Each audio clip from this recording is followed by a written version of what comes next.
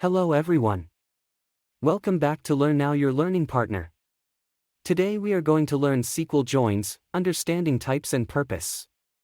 In this video, we'll dive into the world of SQL joins and explore the different types of joins, as well as their purpose. Whether you're a beginner or an experienced programmer, understanding joins is essential for working with databases efficiently. What are SQL joins?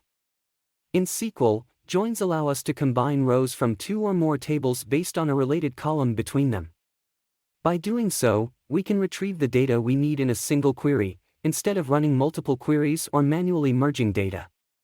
Types of SQL joins. There are 4 types of joins in SQL. 1. Inner join.